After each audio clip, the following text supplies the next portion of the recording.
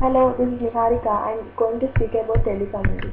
Telecommuting is one which allows people to work collaboratively from different locations, offers a wealth of information for small businesses, including cost savings and ability to add specialized temporary workers quickly. Telepresence tools such as video conferencing makes telecommuting possible. A growing number of businesses such now thrive on remote workers, providing services via the internet that range from writing to remote computer and network management.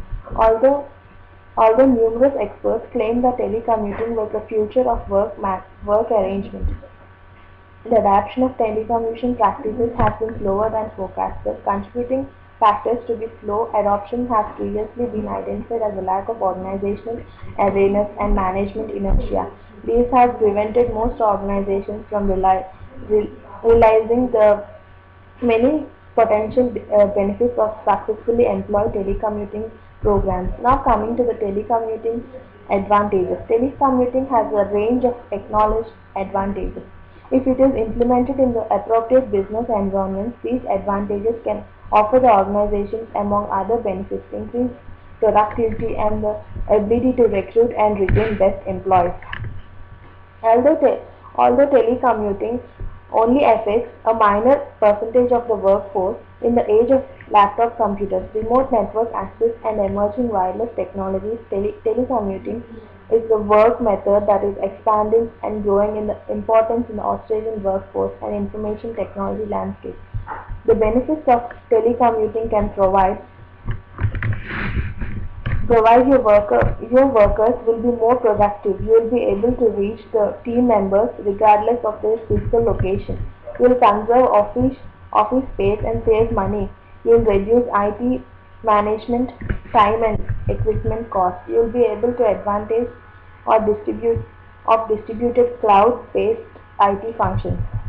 Your organization will become more agile. Your workers will cost less. The other issues in telecommuting is the accurate forecast of adoptions and implementations of telecommuting depend on an understanding of what motivates individuals to adopt telecommuting and what constraints prevent them from doing so. Since those motivations and constraints offer insights into who is likely to telecommute under what circumstances. Telecommuting motivations and constraints are likely to differ by various segments of society. The differences in the variables due to gender, occupation, and the presence of children.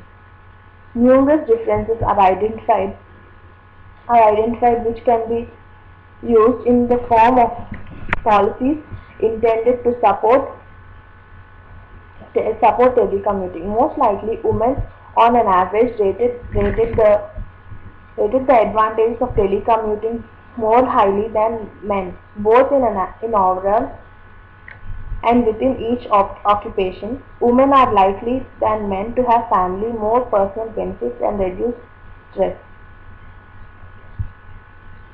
So they can increase the productivity and visibility of management. That's all for today, friends. Thank you.